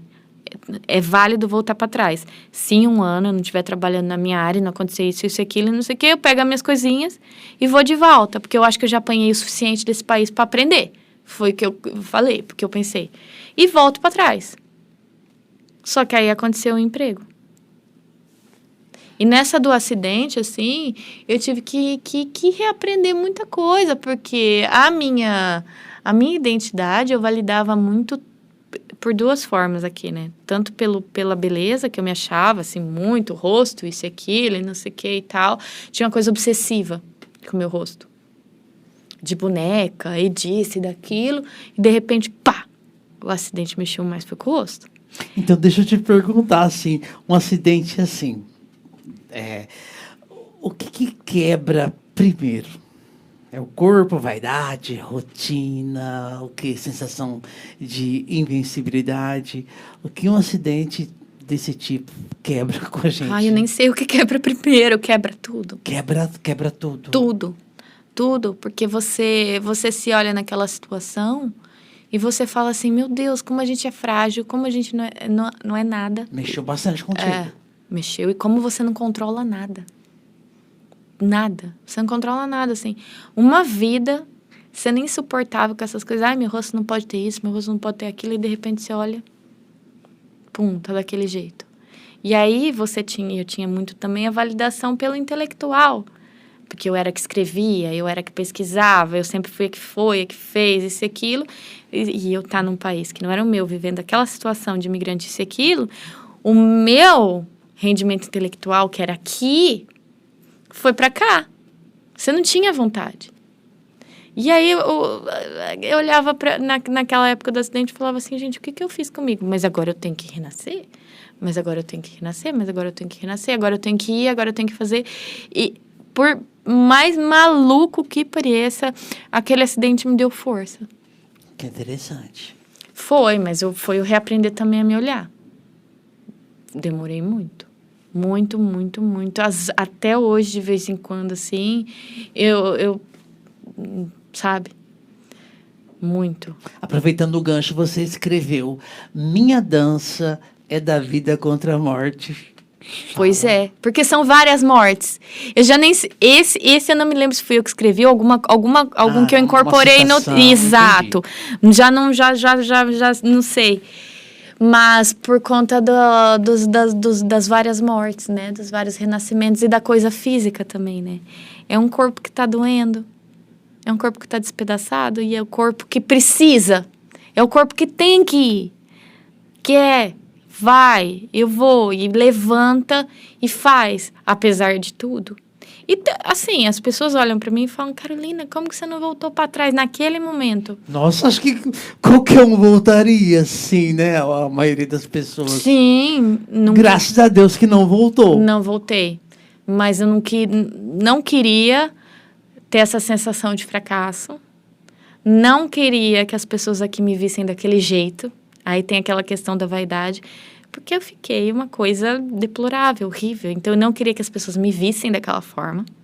E você que pouco antes chamou a atenção nos desfiles de modas, começou a fotografar. Fotografias. E não queria. E assim, fora tudo. Assim, não vai... Teve... Eu ia chegar para as pessoas e falar, então, não deu certo, assim, fiz isso tudo, todo mundo apostou em mim, de toda essa coisa, e de repente, o que é normal, porque as coisas, talvez nada, as coisas podem dar certo e as coisas não podem dar certo. É normal, mas eu não aceitava aquilo para mim. Eu idealizei uma vida e eu falava que eu não ia até eu conseguir aquilo. Outra frase aqui, eu precisei quase morrer para querer a minha vida de volta. Foi. É isso mesmo, né? É isso mesmo, é isso que eu falei, porque na hora que eu tive aquele acidente, que eu olhei para aquilo que eu falei depois, agora eu preciso preciso ser a pessoa que vai e que faz e que consegue e que isso, que aquilo, não essa pessoa que leva chute e cai. Então, a Carolina deixou de ser a mesma mulher no pós-acidente. Total, porque eu preciso voltar a ser aquela pessoa que levanta e faz. Só que aí você levanta com uma força que você não tem ideia, porque você precisa. E você tá sozinha. E são várias coisas. Agora eu preciso. E também ter a minha vida de volta, porque, como eu falei, as relações são diferentes. E se aquilo... Eu quero voltar a fazer o que eu gosto. Então, eu quero voltar a viajar, eu quero ir fazer o que eu gosto, eu quero estar com pessoas que conversem o que eu sei, sabe? E falem disso. O que me devolveu mesmo a minha vida e voltar a ter um pouquinho do que eu tive foi o trabalho. Porque aí eu fui para a empresa. Uhum. E quando eu cheguei ali e tal, eu me deparei com mulheres Você viu muitos incríveis. Sofrimentos ali também, né? Muito. Mas eu me deparei nesse trabalho com mulheres incríveis. E mulheres que me acolheram. A empresa lá, só para entender, não tinha nenhum homem. Ela só contratava mulheres. Mas no começo eram 20 e tantas. Interessante. Exato. Eu achava o máximo. E todas me acolheram muito. E essas pessoas também foram me refazendo. Carolina... Vamos não sei na onde, vamos fazendo isso aqui. Você gosta disso, que legal, também gosto. E eu fiz ali amigas para a vida. E o cotidiano, né? Porque aqui eu sempre fui uma pessoa que trabalhei. E lá agora, Eu saía para trabalhar, ia para um escritório, que era um escritório muito legal, conhecia pessoas que eram muito legais, então tinha que usar minhas roupas, tinha que me arrumar. E aí isso tudo vai te devolvendo várias coisas. Então fala da analogia ou da imagem da fênix que você cita. Sempre. Tudo a ver com essa questão aí, essa necessidade. Sempre a metáfora da fênix, de assim, eu tô morrendo, eu me tornei cinzas, mas eu preciso renascer. É aquilo ali, eu vou chegar lá, cheguei lá no fundo, olha, mas eu vou renascer. E aí você começa e você renasce. E quando você renasce, aí você, nossa, era isso, eu queria ser isso, eu queria fazer isso. E foi. E aí eu queria fazer isso, eu queria fazer... Foi. Aí eu, nossa, que legal, tô trabalhando aqui, tô fazendo, tô conversando com essas pessoas agora. Agora eu vou realizar. E fui. E viajava, e fazia isso, e pessoas, e lugares, e amigas incríveis. Foi demais, assim. Sabe aquela vida que você idealiza? Eu vivi o que eu idealizei, assim. Ah, tá falando demais. Não, eu queria viver no mundo, eu queria pegar um avião, queria viver em aeroportos, eu queria ter amigos do mundo, eu queria falar sobre vários assuntos, eu queria acordar e eu queria ver uma galeria de arte. Foi a vida que eu tive. Morando sozinha. E aí, quando eu entrei ali naquele estúdio, no flat que eu tinha, que era residência, né, considerada de luxo em Lisboa, e que tinham pessoas mestrandos, doutorandos, e pessoas ali também que foram minhas amigas da vida, e o prédio ali também me deu um suporte enorme, eu também reaprendi, tive minha vida de volta muito ali, naquele prédio. Eu falei, nossa, é a vida que eu queria, aqui sozinha, sabe? Nesse lugar. E aí ia ler na piscina, tomar um sol. E os aviões passavam na nossa piscina, porque era perto do aeroporto. E eu adorava, porque eu via o avião e eu falava assim, semana que vem eu tô no avião de novo. Aquela coisa, eu sempre também adorei os aviões e o movimento. E eu vivi aquilo, só que para poder viver aquilo, né, você não sabe o que eu passei. Eu morri, de verdade. E eu renasci dessas cinzas. Igual a Fênix. Vamos falar um pouquinho de doutorado e vida acadêmica. Depois de tudo, por que continuar estudando? Consegue responder? Sim, claro, porque eu sempre quis ter uma trajetória acadêmica, as pessoas que me inspiraram, sempre foi um desejo meu. Os meus professores sempre sentaram do lado, falaram, vamos. E queria uma experiência acadêmica já não mais de uma simples aluna, de estudante. Porque aqui eu sempre fui a estudante, sempre fui a Carolina, que eu queria ter essa experiência lá. E o doutorado é uma continuidade também, né? Eu fiz o mestrado, agora vamos lá. Vamos fazer o doutorado e vamos pesquisar e vamos fazer ser legal, como o mestrado não foi. Porque esse acidente foi no meio do meu mestrado. Imagina você entregando trabalho científico, artigo, fazendo apresentação, sem conseguir falar, com a cara assim. Foi uma coisa horrorosa. Eu não sei como... Tem certos trabalhos ali do mestrado que eu não sei como eu fiz, como eu tirei nota. Aliás, eu sei, não vou mentir, eu tive o meu irmão aqui, que nem é da área de direito, mas ele é inteligentíssimo. Gabriel, pelo amor de Deus, me ajuda, revisa isso aqui, vê isso aqui, não sei o quê. Gabriel? É. E foi... Não esquece de mandar um beijinho pro Gabriel. Não, pra ele e pro Matheus, assim, os dois.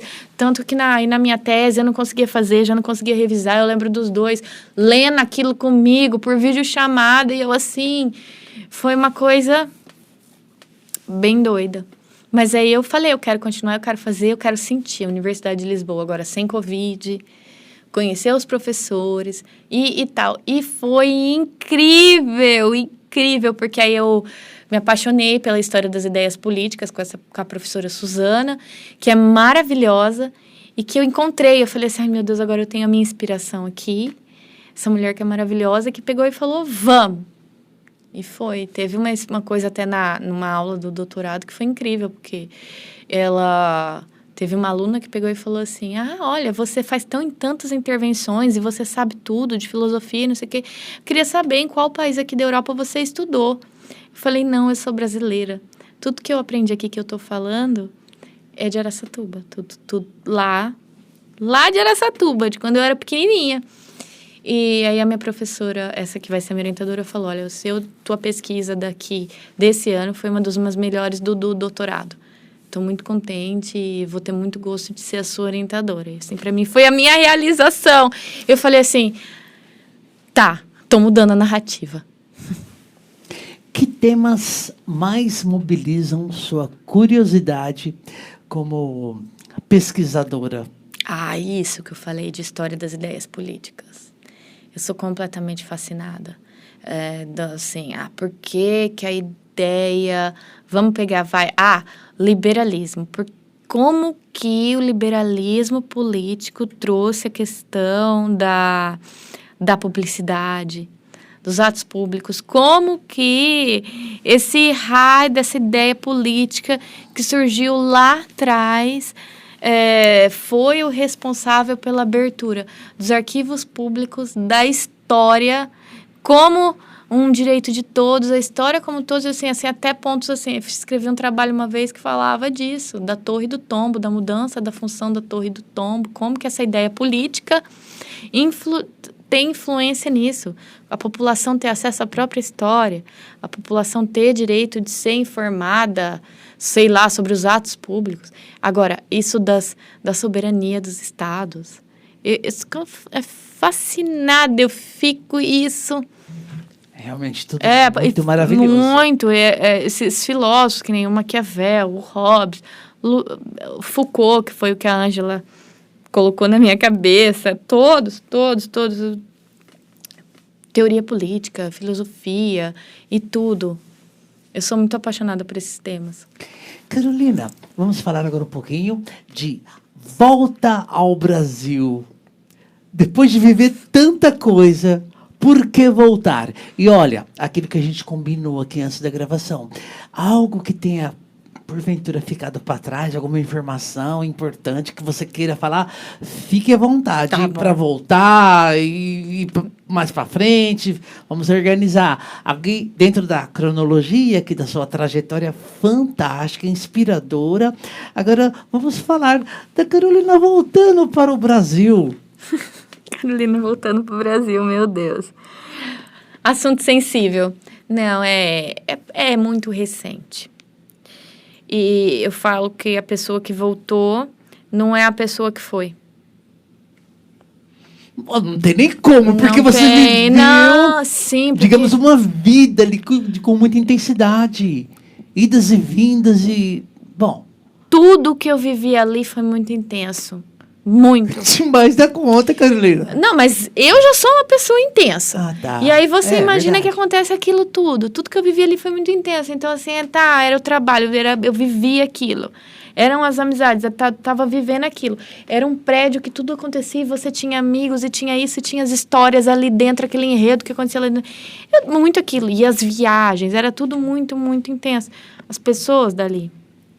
A cidade, né? Eu sentia aquilo ali para mim. Eu tinha, na minha cabeça, eu tinha vivido ali a vida inteira.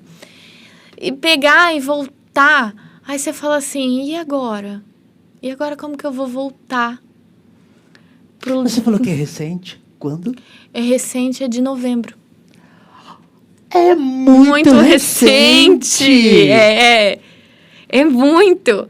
E eu tenho uma super amiga que era essa amiga do prédio, a Luísa, e ela outro dia estava falando comigo, é o primeiro ano do imigrante ainda, porque a gente brinca que o primeiro ano do imigrante é uma confusão, porque você está se situando.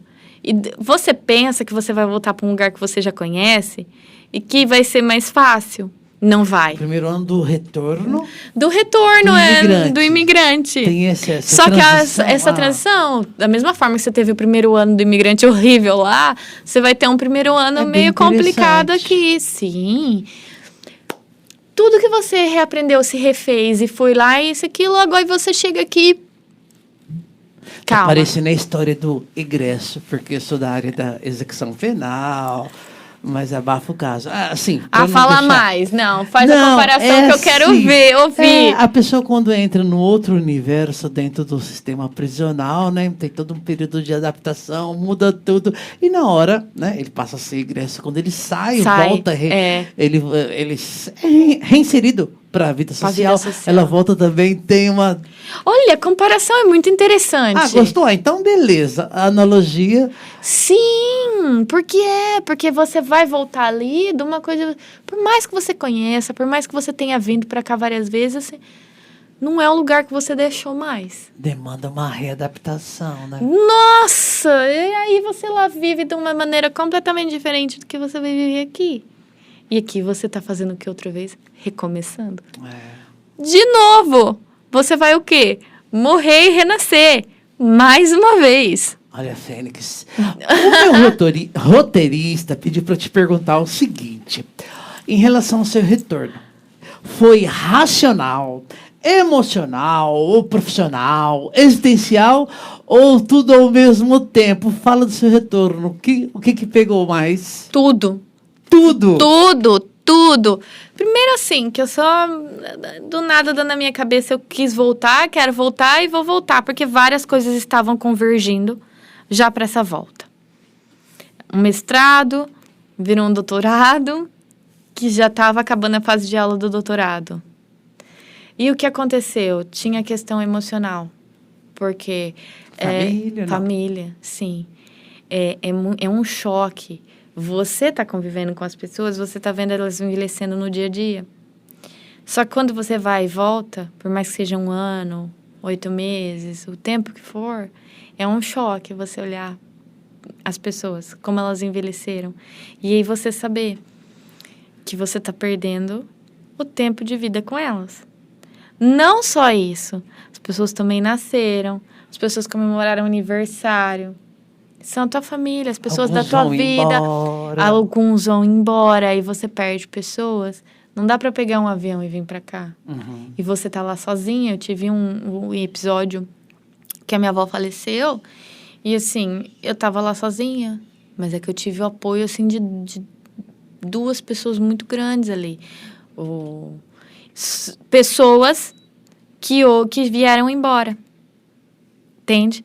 Além disso, pesando, tinham as pessoas que eram meu suporte emocional ali, de tudo, também fazendo caminho de volta, indo embora. Porque a Europa começou a viver um movimento ali de ódio à imigração. É um movimento? De ódio à imigração. Tá. É real Muito isso? forte, é muito real. Conta pra gente. Muito, assim. É absurdo. E você escuta as pessoas falando na rua, tudo que acontece a culpa é do imigrante. O imigrante isso, aquilo, não sei o quê. Eles têm uma raiva muito grande da mulher brasileira. No meu caso, assim, eu não tenho como falar muito, porque eu ainda vivia uma situação de privilégio. Porque eu morava em Lisboa, sozinha, era doutoranda, advogada, trabalhava numa grande empresa, tinha amigas portuguesas e já era mais Já assim... muda um pouco. Mas ainda assim, imagina, já para acontecer comigo. Eu tive 2 episódios comigo ali que foram horríveis. Se acontece comigo e aconteceu comigo daquele jeito, você imagina o que estava acontecendo com as outras pessoas. Fato, então, a discriminação. É muito real. Muito. Não era. Tem piorado. Você fala um movimento. Então, Sim, o preconceito sempre existiu. tá. Mas a pessoa eles externalizarem da maneira que eles estavam externalizando, é mais recente. É triste. É triste porque você vê um movimento de pessoas querendo vir embora. E pessoas, assim, essa grande amiga minha, que eu conheci no mestrado. Vou embora. Um grande amigo meu lá também. Vou embora. Tem outra também que foi o meu suporte, só que como ela é portuguesa, ela foi embora pro Porto. Por motivos pessoais, não tinha nada a ver com isso e tal, não sei o quê. Foi embora pro Porto, assim, então as grandes pessoas que eu tinha ali em Lisboa também estavam indo embora. Eu falei, eu vou ficar aqui sozinha. Também teve uma outra questão pessoal envolvida. Teve para ir, teve um pouquinho ali na volta. A família, que pesou muito, como eu já falei. E que mais? Profissional. Por quê? Porque lá em Lisboa eu sempre falava assim, que eu queria ser mais, que eu queria ser mais, que eu queria ser mais. E nessa tem uma coisa minha. Você fala assim, você acha que a grama do vizinho é mais verde. Meu problema não é a grama do vizinho. Meu problema é a minha grama. que eu olho para trás. Por exemplo, lá em Lisboa. Porque em Araçatuba eu produzia muito mais intelectualmente, eu fazia muito mais, eu escrevia, eu fazia, as minhas referências eram isso, era aquilo, isso, aquilo e não sei o quê. Você estava meio engessada lá? Eu achava que eu não produzia lá como aqui. Tá. E o teu professor escreveu na prova lá. O que ele escreveu mesmo? O daqui, você pode mais que isso. Você pode mais que isso. Isso ficou em você. Ficou. Ou já estava, não sei. Aí, essa minha orientadora de Portugal virou e falou assim, olha, Carolina, já notei que você é brilhante, que isso e aquilo, não sei o quê, mas parece que tudo que você escreve, tudo que você sabe veio de lá. Talvez, se você escrever a sua tese de doutorado do seu lugar, talvez seja melhor do que você tá aqui. Porque o imigrante está sempre sobrevivendo. Está sempre lutando com alguma coisa. Ou seja, você está sentindo falta da família, ou seja, você não está no seu país e não sei o quê. E não adianta dizer que você produz intelectualmente numa condição mais confortável. Não é a mesma coisa. E aí eu estou sempre olhando para minha grama lá. Porque no Brasil eu fazia mais... Então, vou voltar para o Brasil, porque agora eu quero voltar a me colocar como uma pesquisadora. Quero, ter um trabalho diferente do que eu estava fazendo ali, porque também eu já fiz 4 anos a mesma coisa. Quero voltar e quero fazer outras coisas. E lá também, como brasileira, eu não ia chegar mais, assim, além de onde eu tinha. Porque eu já era advogada numa empresa grande, assim, já tinham me deixado, e do jeito que as coisas estavam ali, eu já sei que eu não ia. E eu, hoje, quero mais. E aí, o que eu pensei, bom, se eu volto pro meu país, que eu sou brasileira e não tem, eu não vou ter diferenciação com um europeu, talvez eu consiga ir mais longe do que eu tô aqui. Mas aí depois eu me perguntava, mas o que seria ir longe? Filosofia pura. Além dessa questão, eu quero voltar um pouquinho aqui. Saudade é bonita. Só na poesia, na vida real ela arde. Você comentou agora há pouco essa questão também, família. Eu achei bem bonito, eu queria citar essa frase aqui. E arde. E eu nunca mais vou deixar de ser saudade.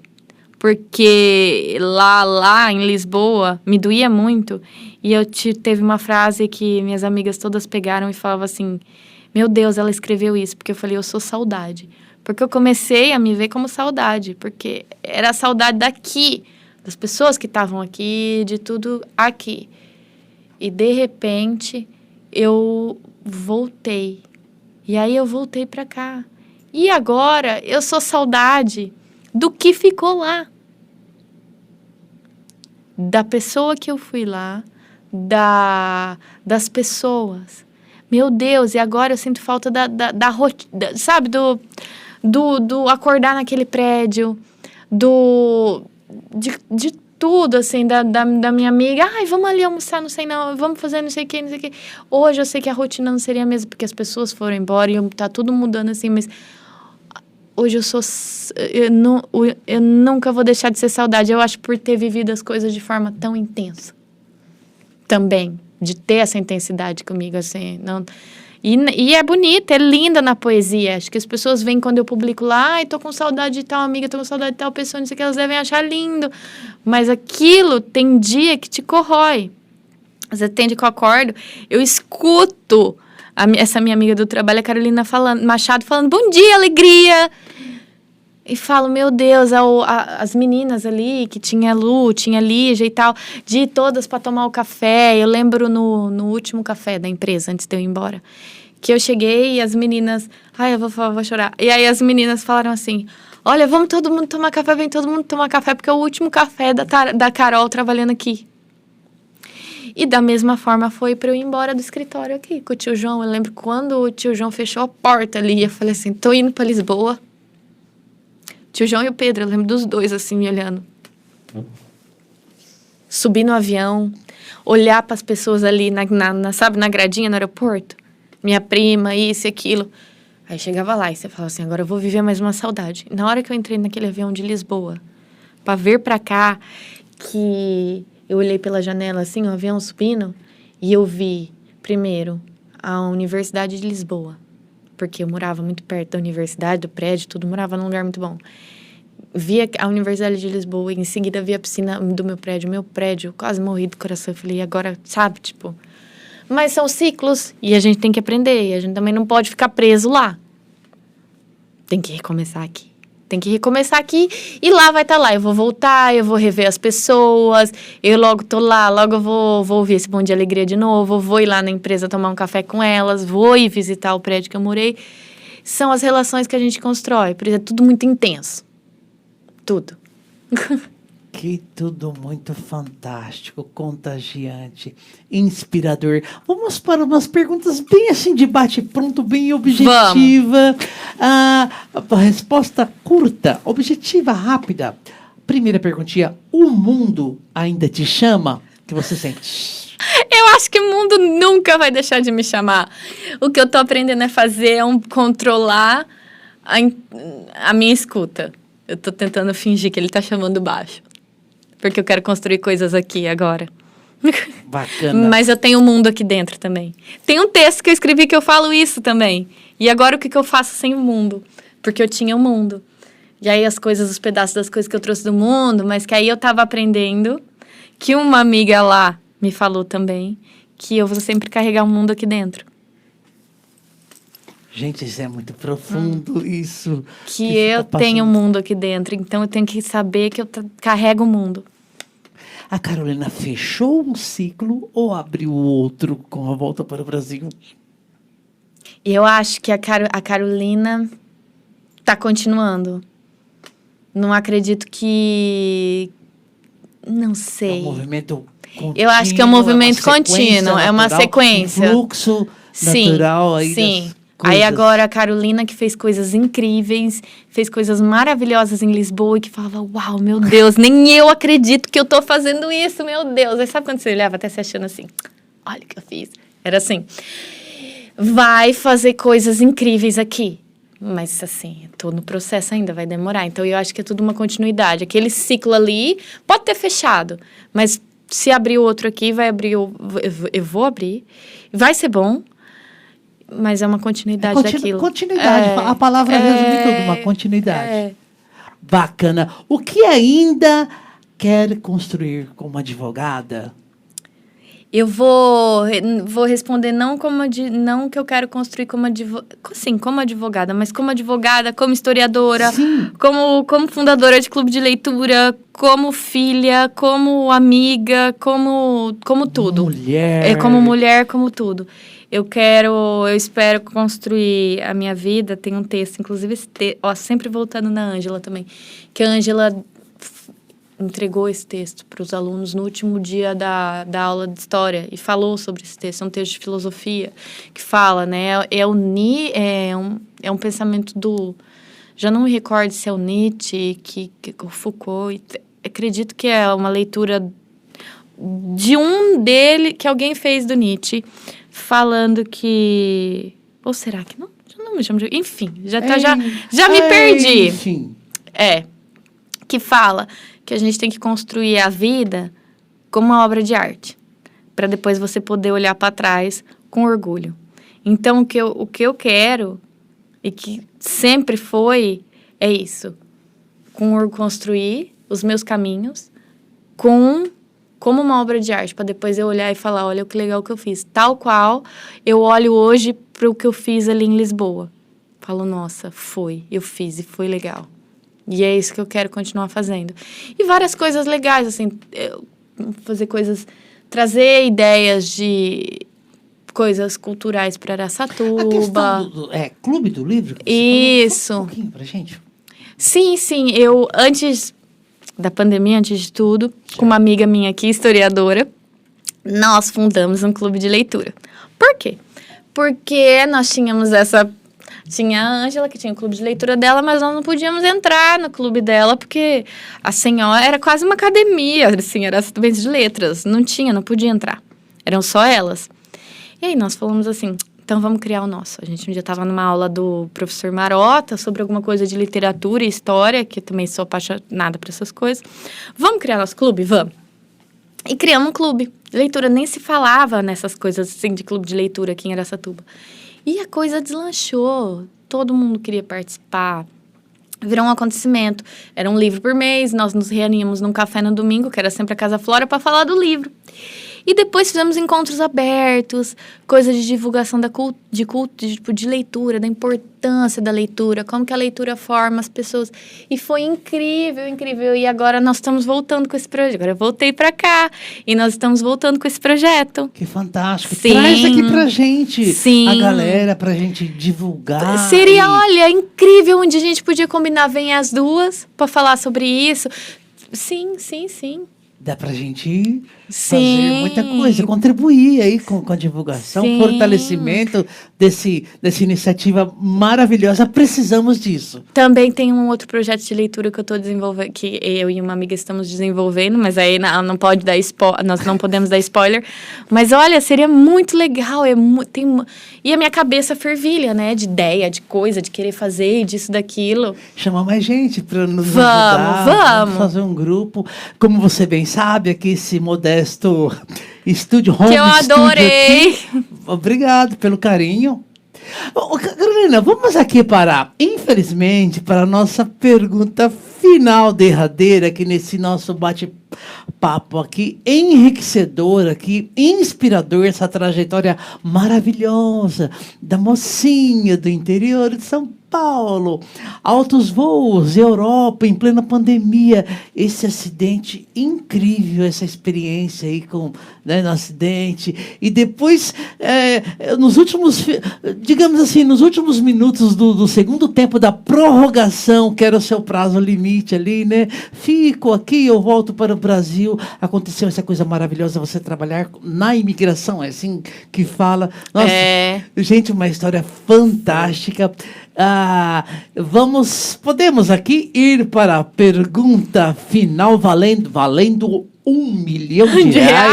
Pode ser? Para eu passear lá em Lisboa? Isso, pode ser. Então aqui, o nosso roteirista pediu para perguntar o seguinte: mas eu gostaria que você falasse, olhando para a câmera com o coração aberto, se uma jovenzinha de Araçatuba, do interior, estiver nos ouvindo agora, assim, cheia de medo, cheia de sonho, sem saber, vou ou fico, o que você diria? Olhando nos olhos? Por favor, a câmera é sua. Eu vou dizer vai. Vai, porque foi o que eu ouvi, foi o que me motivou. E se você não acreditar e não pegar, tem que acreditar em você. E assim, isso é um sonho, é uma vontade, eu tenho isso latente em mim, então pega e vai. Nem que se for para chegar lá, não era nada disso, eu vou pegar minhas coisas e vou voltar para trás. Mas vai, porque se você, inclusive... a música, né, do Coldplay, If you never try, you never know. Se você não tentar, você nunca vai saber. Talvez chegue lá, nem era aquilo que você queria, mas se você chegar e for incrível. Mas tem que saber que o processo é dolorido. A planta, né, a flor, a raiz, ela só vai onde ela se encontra. Você vai demorar muito para se encontrar. Até ali a raiz começar a chegar lá, ficar lá. E aí, se a tua raiz se encontrou lá e ficou, aí você fica. Aí, no caso, a minha raiz já falou, acho que tá na hora de voltar, vai lá. Volta pra tua cidade, Araçatubense, que eu sempre enchi a boca tanto para falar que sou Araçatubense. Nós agradecemos o seu retorno, muito bem-vinda. E assim, vai, acredite e sonhe, mas com planejamento, porque você também só querer...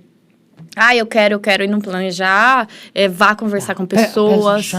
Pé no chão, converse com pessoas, faz toda uma coisa, vê o que é preciso, vai ir para estudar, vai ir para isso, vai ir para aquilo. Mas permita-se. Se cerque de pessoas, tal qual as pessoas que eu me cerquei depois desse ano, que deixe... São as pessoas. Eu falo assim, que imagina, tudo que eu vivi, tanto assim, muitas viagens sozinha, mas viagens incríveis com as amigas. E tudo, e vai, porque a vida, ela é sabe, tem aquele Reels, né, que todo mundo coloca, o que é a vida? A vida é uma maravilha. Porque a vida foi uma maravilha. Foi. E vai ser aqui também, já está começando a ser, mas a gente está vivendo os processos. E o mundo, eu tenho que trazer o mundo aqui. Quem quer ter o mundo, vai. E toma. Leva, pega, dança no mundo. Que eu dancei. Que fantástico. Gratidão por sua participação, sua simplicidade, humildade, ter nos atendido aqui. É fantástico. Sem palavras. Eu que agradeço. E olha, agora nós vamos levar para frente esse projeto. Sim, a sementinha está Vamos. lançada. Eu não vou ficar te incomodando, Carolina. E aí? Então eu vou deixar você livre. Vamos. Que seja com muita leveza. E ora, no momento oportuno, Inês, eu pensei assim, assado, que podemos fazer O aqui. que podemos fazer com O isso aqui? espaço. Tem essa Tem ideia que aqui. dar utilidade. Não Ah, é? tem Eu uma acho que a razão de cidade, ser. assim, a gente também tem que falar, né? Tem que colocar no mundo, tem que trazer o debate, né, para as pessoas. Porque é interessante. Tô dentro. Gratidão. Obrigada Até uma próxima oportunidade. por me ouvir, por as perguntas que eu achei interessantíssimas, assim. Teve umas que eu fiquei, meu Deus, eu escrevi isso semana passada. Olha só. Adorei, muito, muito, muito. Obrigada. Chique. Valeu.